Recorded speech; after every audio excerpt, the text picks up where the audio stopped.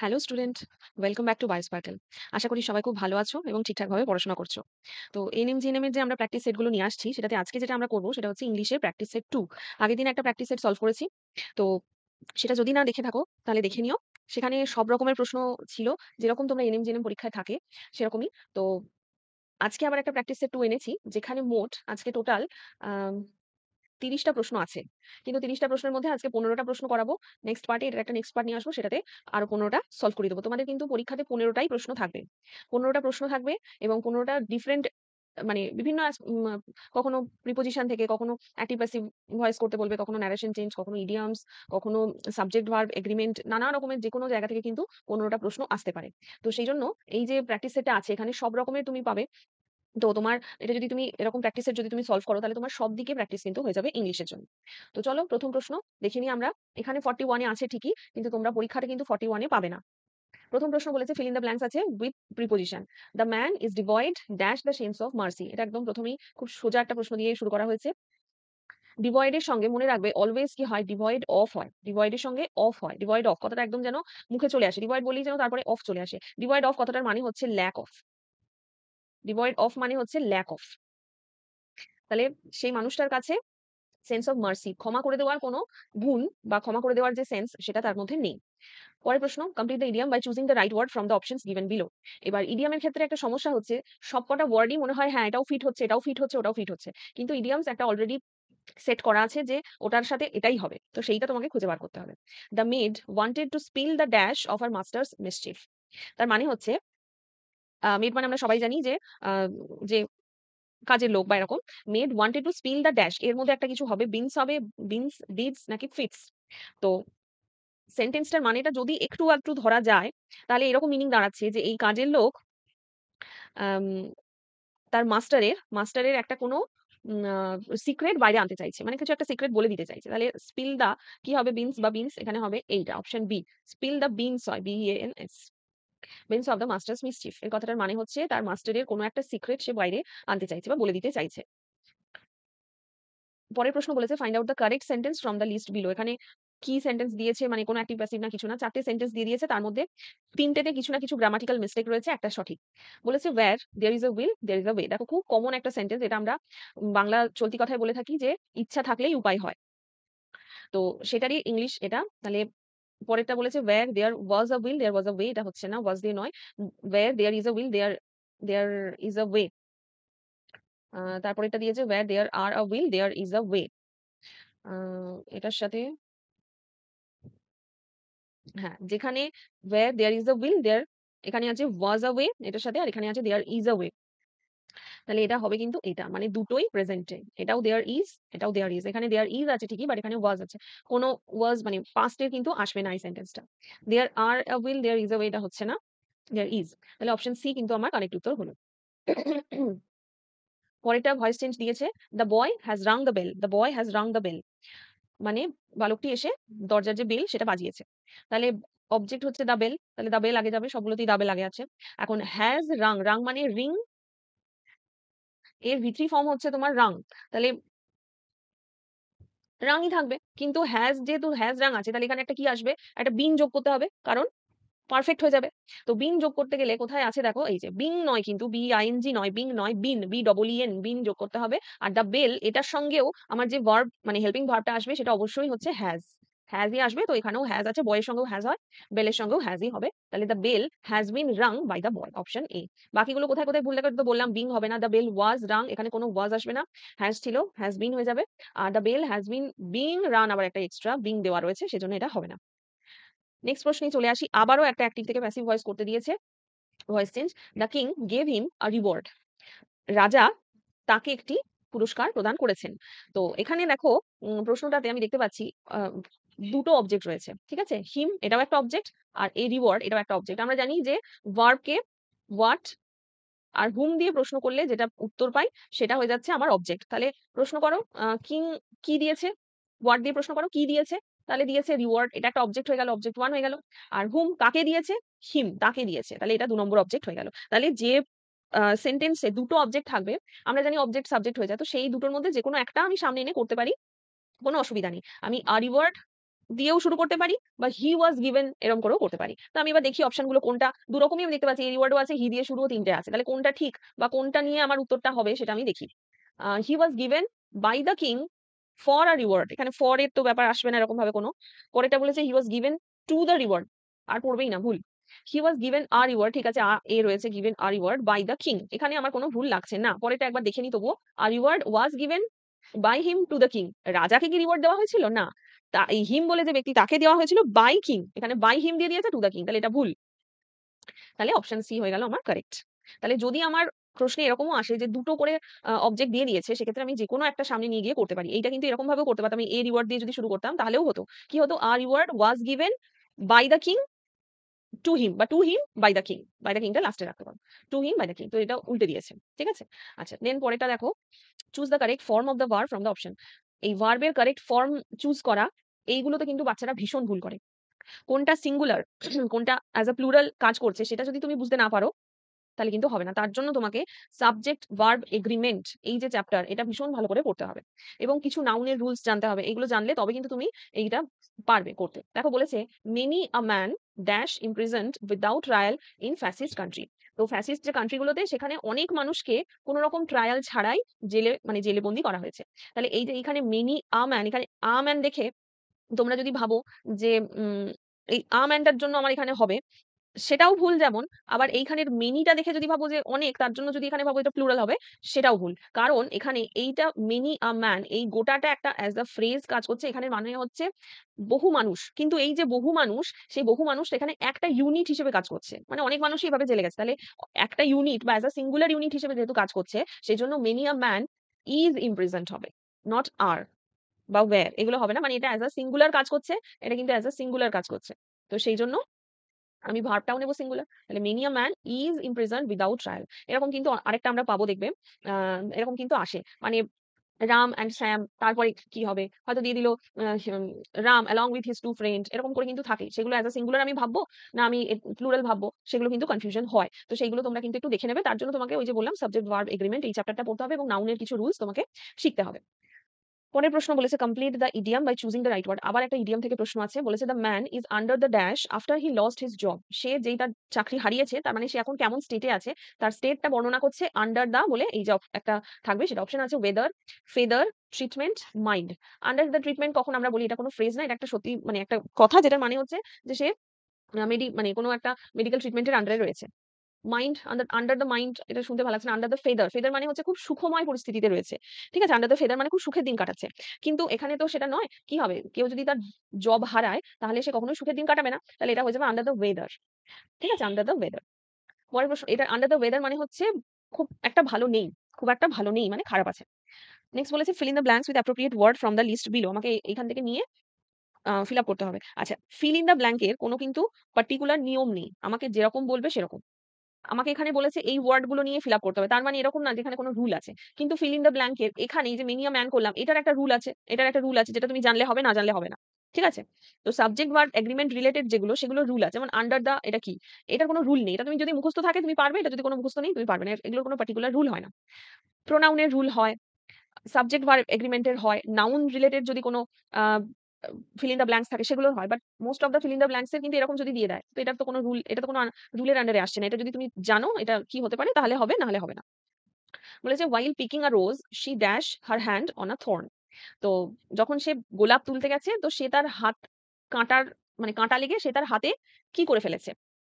তো অপশন গুলো দেখো আছে, মানে কি হতে পারে? আমাদের হাতে কাঁটা ফুটে যেতে পারে, কাঁটা দিয়ে কেটে যেতে পারে, বা এরকম কিছু হতে পারে আমার হাতে। মানে আমি আহত হয়েছি, মানে কোনোভাবে আরকি আঘাত পেয়েছি। তো স্টাং, অপশন গুলো দেখো। স্টাং মানে এটা হচ্ছে স্টিং, STING। স্টিং মানে হচ্ছে ফোটানো। ঠিক আছে? কোনো কিছু যেমন ছুঁচ ফোটানো, কাঁটা ফোটানো, আম হুল ফোটানো, এই ফোটানোর যে ব্যাপার সেটা হচ্ছে স্টিং। স্ক্র্যাচ, স্ক্র্যাচ মানে তো জানো ছোট্ট একটা কাট। এই কাট মানে হচ্ছে বড় কাট। আর ড্যামেজ মানে তো পুরোপুরিভাবে নষ্ট হয়ে যাওয়া, ধ্বংস হয়ে যাওয়া। তো এইটা তো হবে না। নিশ্চয়ই একটা ছোট কাঁটাতে তার হাত ড্যামেজড হয়ে যাবে না। আর এই কাট মানে বললাম বিশাল বড় কাট। এই একটা ছোট কাঁটা দিয়ে একটা বড় কাট পসিবল না। তাহলে দুটো জিনিস আমার এখন অপশনে থাকছে। স্ক্র্যাচ হওয়াটা, স্ক্র্যাচ হয়ে যাওয়া সম্ভব কাঁটা দিয়ে। আর স্টাংও হয়ে যাওয়া সম্ভব। তাহলে কি করব আমি? দেখো স্টাং কথাটার মানে হচ্ছে যে অন্য কেউ যদি তোমায় ফুটিয়ে দেয়, সেটা হুল, মানে এই জিনিসগুলোর ক্ষেত্রে আমরা স্টাং কথাটা মানে স্টিং মানে হচ্ছে আম কোনো বোলতা, মৌমাছি বা এরকম যাদের আরকি হুল আছে, সেই হুল যখন আমাদের ফুটিয়ে দেয় তখন আমরা স্টিং বা স্টাংটা ইউজ করি। আর যে ছুঁচ ফোটানো সেটার ক্ষেত্রেও আমরা স্টাং বা স্টিং ইউজ করি না। আমরা পিয়ার্সিং ইউজ করি। ঠিক আছে? ছুঁচ ফোটানো ওই যে আমরা আ তারপরে আমরা নাক কান ফুটো করি যে মেয়েরা যে নাক কান বিঁধোয় সেগুলোর ক্ষেত্রে কিন্তু আমরা পিয়ার্স কথাটা ইউজ করি, স্টাং কথাটা ইউজ করি না। তাহলে স্টাং কথাটা ইউজ করব কোনো লিভিং বিং যার হুল আছে সে যখন এসে আমাদের কামড়ে দেয় বা হুল ফুটিয়ে কামড়ায় না, হুল ফুটিয়ে দেয় সেটার ক্ষেত্রে ইউজ করব। তাহলে এখানে অ্যাপ্রোপ্রিয়েট হবে যদি আমরা স্ক্র্যাচ করি। দেখো স্ক্র্যাচে তো কোনো ভুল নেই। কাঁটাতে লেগে আমার স্ক্র্যাচ হয়ে যেতে পারে। কিন্তু স্টাংটা কিন্তু একটু মাঝে, মাঝে মনে হচ্ছে যে না এটা হবে না। ঠিক আছে? তো এইভাবে কিন্তু ভেবে চিন্তে করবে। শুরুতেই মনে হবে যে কাঁটা ফুটে গেছে। এবার ফুটে যাওয়া মানে স্টাং, ফুল ফোটা, কাঁটা ফোটা এগুলোর সাথে কম্পেয়ার করি। কিন্তু কাঁটাটা হচ্ছে একটা মানে অবজেক্ট। সেটা কোনো জীবিত জিনিস না। কিন্তু এই হুল যারা ফোটায় তারা কিন্তু সবাই জীবিত। তাহলে জীবিত জিনিসের ফোটানোর জন্য আমরা স্টাং ইউজ করব আর কাঁটার জন্য আমরা স্ক্র্যাচটাই মনে হচ্ছে পারফেক্ট। ঠিক আছে? পরের প্রশ্ন দেখো। আচ্ছা, আশা করছি তোমরা নিজেরাও আমার সাথে, সাথে করছো। মানে বলছো নিজে, নিজে একবার উত্তরগুলো বা খাতায় লিখছো। যদি ঠিক হয় কতটা কি হলো সেটা একবার কমেন্টে আমাকে জানিও। তাহলে আমার ভাল লাগবে। তোমাদের কাছ থেকে রেসপন্স পেলে আমার ভিডিও বানানোর জন্য মানে ভিডিও বানানোর জন্য আমি মোটিভেশন পাই। আর তোমরা যদি রেসপন্স না করো তাহলে কিন্তু আমার মনে হয় না যে ভিডিও দিই। কারণ আমি ভাবি এদের তো প্রয়োজন নেই। তাহলে আমি কার জন্য দেব? এবার আমি ভিডিওগুলো দিচ্ছি অনেকেরই মনে হবে হ্যাঁ, এই তো আমার কাছে আছে। এই বই সব আমার কাছে আছে। তাহলে আমি কেন দেখব? অবশ্যই তোমার কাছে থাকতেই পারে। কিন্তু অনেক স্টুডেন্ট আছে যাদের হয়তো প্রপার তারা গাইডেন্স বুক কিনতে পারেনি, প্রপার তারা কারো কাছে ভর্তি হতে পারেনি বা পড়তে পারেনি। নিজে, নিজে স্টাডি করছে, সেলফ স্টাডি করছে। তাহলে তাদের জন্য আমার মনে হয় ভিডিওগুলো একটু হলেও সুবিধার হবে। তো সেই জন্যই দিচ্ছি। আর তোমরাও যারা দেখছো তাদেরও আশা করি হেল্প হবে। তো যদি মনে হয় হেল্প হচ্ছে অবশ্যই সেটা কিন্তু একটু লাইক, কমেন্ট করে দিও তাহলে আমার ভাল লাগে। আর শেয়ার করে দিও বন্ধুদের সাথে। পরের প্রশ্ন দেখেছে দেখো, find out from the given words opposite বার করতে হবে সারফেট এই কথাটার SURFEIT সারফেট কথাটার আমাকে অপোজিট বার করতে হবে। তাহলে আমাকে আগে জানতে হবে। দেখো যদি বলি যে অ্যান্টোনিম সিনোনিমে কি করব? ম্যাম অনেকেই জিজ্ঞেস করে অ্যান্টোনিম সিনোনিমে কি করব? শুনতে খারাপ লাগলেও আমি এটা বলি যে যদি কমন না পাও সিম্পল ছেড়ে দেবে। কোনো করার দরকার নেই। যদি কমন পাও তাহলে ঠিক আছে। মানে এই যে সারফেট কথাটা যার জানা আছে কমপ্লিট মানে সঠিক জানা আছে। কারণ এত ওয়ার্ড রয়েছে সবকিছুর সিনোনিম অ্যান্টোনিম মুখস্থ করা সম্ভব নয়। এটা তোমরাও যারা করছো তারা প্র্যাকটিস যারা করছো তারা নিশ্চয়ই এতদিনে বুঝেছো যে এত ওয়ার্ডের মুখস্থ রাখা সম্ভব নয়। তাহলে কি করবে? সিনোনিম, অ্যান্টোনিম একটা কি বড়জোর দুটো আসবে, ছেড়ে দেবে। কারণ কেউ 100% করে আসে না। তুমি এটা ছেড়ে দিলেও তুমি হয়তো অন্যদিকে একটা এক্সট্রা করলে সেটার নাম্বারটা পাবে। কিন্তু এটা তুমি যদি করতে যাও এবং সেটা যদি ভুল হয় তাহলে তুমি যেটা একটা কনফার্ম ঠিক করেছো সেটারও কিছুটা নাম্বার কিন্তু তোমার চলে গেল নেগেটিভ হয়ে। তাহলে কখনোই তুমি লোভ করতে গিয়ে যে যা হোক করে দিই মনে হচ্ছে হবে এইভাবে করতে যাবে না। কারণ মাথায় যেন সবসময় এটা ঘোরে পরীক্ষা দেওয়ার সময় যে আমি একটা কম করব তাও ভালো কিন্তু আমি কোনো নেগেটিভ মার্ক করব না। কোনো না জেনে একটা আমি করে দিয়ে আসবো না। তার থেকে আমি একটা না করব তাও ভালো। ঠিক আছে? তো আমি সিনোনিম, অ্যান্টোনিম কমন না পেলে সিম্পল সোজা কথা ছেড়ে দেবে, করবে না। তো এই কথাটার মানে সারফেট এই কথাটার মানে হচ্ছে খুব বাড়িয়ে চাড়িয়ে বলা। মানে আতিশয্য। ঠিক আছে? মানে যেটুকু দরকার তার থেকে অনেক বেশি কিছু। তো এইটার আমাকে অপোজিট বার করতে হবে। দেখো ড্রপ মানে তো বুঝতে পারছো যে পড়ে যাওয়া একটা জিনিস হতে পারে। আরেকটা হচ্ছে জলের ফোঁটাকেও আমরা ড্রপ বলে থাকি। তো এটা আসছে না। পাস মানে কোনো একটা স্তর থেকে অন্য স্তরে যাওয়া। তো এটাও হচ্ছে না। এখন দুটো ওয়ার্ড আমার কাছে আছে যে দুটো ওয়ার্ড দেখে মনে হচ্ছে অজানা। মিনিং গুলো আমি বলে দিচ্ছি। তারপর তোমরা নিজেরাই বুঝতে পারবে যে কোনটা হবে। স্যাটিয়েট কথাটার মানে হচ্ছে আমার যেটুকু প্রয়োজন সেটুকু। স্যাটিয়েট কথাটার মানে হচ্ছে যতটুকু আমার প্রয়োজন ততটুকু। আর কনফিসেট মানে হচ্ছে ওই সম্পত্তি বাজেয়াপ্ত করা, সিজ করা এইগুলো। টাকা পয়সা সিজ করে নেওয়া এইগুলো। তাহলে এই কথাটার সঙ্গে এটার তো একদমই কোনো মিল আসছে না। সারফিয়েট মানে আমি বললাম যে আমার মানে অনেক যা দরকার তার থেকে অনেক বেশি, অতিশয্য। বাড়িয়ে চাড়িয়ে অনেক কিছু। যা দরকার তার থেকে অনেক বেশি। আর স্যাটিয়েট মানে হচ্ছে যেটুকু দরকার সেটুকু। তাহলে অবশ্যই এটার অপোজিট এটাই হবে। ঠিক আছে? দেখো এটা যদি তুমি জানতে করতে না হলে কিন্তু হ্যাঁ, এবার তুমি যদি দেখো যে আমার এই দুটো প্রশ্নের দুটো তুমি জানো, দুটো জানো যে এটা হবে না একদম কনফার্ম। সেই দুটো এরকম মানে অপশন এলিমিনেট করে যদি দেখো যে হয়ে যাচ্ছে তাহলে আমি বলব হ্যাঁ করতে পারো। ধরো তুমি ৩ টের মানে জানো। তুমি ধরো এইটারও মানে জানতে এবং এটার মানে দেখলেও তুমি দেখছো এটা হচ্ছে না। ড্রপের মানেও তুমি জানো এটাও হচ্ছে না, পাসের মানেও তুমি জানো এটা হচ্ছে না। কিন্তু এই ওয়ার্ডটা তুমি জীবনেও শোনোনি, এটার মানেও তুমি জানো না। কিন্তু বাকি ৩ টে তুমি শুনেছো, তুমি জানো যে এটা কনফার্ম হবে না। তখন করে এসো। তখন করে এসো। কিন্তু একদমই ২ টো ৩ টের মানে জানি না আমি করে এলাম, সেটা করো না। ঠিক আছে? পরের প্রশ্ন দেখো, choose the correct form of the verb from the option given below. The criminal together with his associates dash arrested. তাহলে ক্রিমিনালও অ্যারেস্ট হয়েছে এবং তার দুজন যে সহযোগী তারাও অ্যারেস্ট হয়েছে। তাহলে এটা আবার একটা আমরা নাউনের প্রশ্ন ভাবতে পারি বা সাবজেক্ট ভার্ব এগ্রিমেন্টের প্রশ্ন ভাবতে পারি। এগুলো বাচ্চাদের মধ্যে ভীষণ ভুল হয় এবং আমি এগুলো খুব ভালো করে ওদেরকে প্র্যাকটিস করতে বলি। তো কি হবে দেখো, criminal together with his associates এই গোটাটা হচ্ছে আমার ভার্ব বা এই সরি গোটাটা হচ্ছে আমার নাউন পার্ট।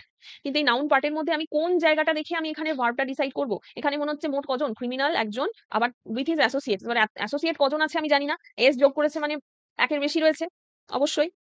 প্লুরালে আছে, তার মানে এখানে আরো ধরে নিচ্ছি x জন, কিছু নাই মানে x জন ধরে নিলাম। তাহলে এখানে এক আর প্লাস এদিকে, তাহলে গোটাটা আমার নাউনটা কি দাঁড়ালো? গোটাটা আমার নাউনটা দাঁড়ালো প্লুরাল। তাহলে প্লুরাল দেখে যখনই আমরা আর বা ওয়্যার কিছু একটা করতে যাব তখনই কিন্তু আমার উত্তর পুরোপুরি ভুল হয়ে যাবে। কারণ এইরকম ক্ষেত্রে আমরা যতই অ্যাসোসিয়েট উমুক তুসুক থাক, আমরা শুরুর যে নাউনটা রয়েছে শুধুমাত্র সেটাকে দেখে আমরা ভার্ব, তাহলে দ্য ক্রিমিনাল, টুগেদার উইথ উমুক, অ্যালং উইথ উমুক তুসুক, হ্যানা ত্যানা থাক, এই পার্টটা আমি নেব না। এই পার্টটা আমি নেব না, আমি নেব দ্য ক্রিমিনাল। তাহলে দ্য ক্রিমিনাল তার সঙ্গে হয় ওয়াজ অ্যারেস্টেড, তাহলে আমি বসাবো ওয়াজ। তাহলে গোটাটা এখানে নাউন ঠিকই বা সাবজেক্ট ঠিকই, কিন্তু আমি এখানে এই মেন সাবজেক্ট হচ্ছে দ্য ক্রিমিনাল, এবার এটাকে একটু বাড়িয়ে লেখা হয়েছে যে তার সঙ্গেও তার অ্যাসোসিয়েটরা ছিল বলে। মেন ভার্ব কিন্তু সরি মেন নাউন কিন্তু এটা। তাহলে সেই জন্য এটাকে দেখে আমি আমার ভার্বটাকে চুজ করব। তাহলে হয়ে গেল কি ওয়াজ। আরও হবে না, ওয়্যারও হবে না। দেখো এগুলো কিন্তু ভুল করবে না, এগুলোই হচ্ছে ভুলের জায়গা। তোমরা রুল জানো না, তুমি ভাবে এত ক্রিমিনাল আবার এতজন আছে তার সঙ্গে, তাহলে অবশ্যই কি হবে, ওয়্যার হবে। সেটা কিন্তু নয়। পরে 51 প্রশ্ন দেখো বলেছে complete the idiom by choosing, আবার একটা ইডিয়াম আছে। বলেছে if I had work hard I dash very high marks in the examination, যদি আমি খুব পরিশ্রম করতাম তাহলে আমি একটা বেশ ভালো মার্কস এখানে স্কোর করতে পারতাম। তাহলে কি হবে, scored, if I worked, if আচ্ছা এখানে আছে আই হ্যাড ওয়ার্কড, তাহলে এখানের যে ভার্বটা সেটা স্কোরড হবে না, উড স্কোর হবে না, এটা হবে would have scored, would have scored. ঠিক আছে, তো আমি যদি ভালো করে পড়তাম ভালো মার্কস পেতাম। এইটা যেন তোমাদেরকে পরীক্ষার পর বলতে না হয়, এখন থেকেই কিন্তু ঠিকঠাক করে পড়ো, যাতে এই লাইনটা তোমাদের বলতে না হয় যে তখন যদি পড়তাম, ম্যাম ভিডিওগুলো দিয়েছে তখন যদি একটু সিরিয়াসলি নিতাম, এতবার বলেছে ম্যাম এটা পড়ো ওটা পড়ো, সেগুলো যদি পড়তাম তাহলে হয়তো আজকে আরেকটু স্কোর বেশি হতো, র্যাঙ্ক বেশি হতো, ভালো কলেজে পেতাম। পরের প্রশ্ন বলেছে দেখো কারেক্ট স্পেলিং চুজ করতে হবে। কারেক্ট স্পেলিং এর সময় আমি কি বলেছিলাম, তাকাবে না, লিটারেসি আছে মানে অপশনগুলো দেখি বোঝা যাচ্ছে লিটারেসি আছে আগে। যদি তুমি জানো তাহলে অবশ্যই লিখে নাও, তো লিখে নিলেই বুঝতে পারবে যে লিটারেসিতে লাস্টে এস থাকবে না, বাদ দাও। লিটারেসিতে আর এর পরে ই থাকবে না, আর এর পরে এ থাকবে, আর এর পরে এ একটা জায়গাতেই আছে, অপশন সি মার্ক করে দিয়ে বেরিয়ে যাও।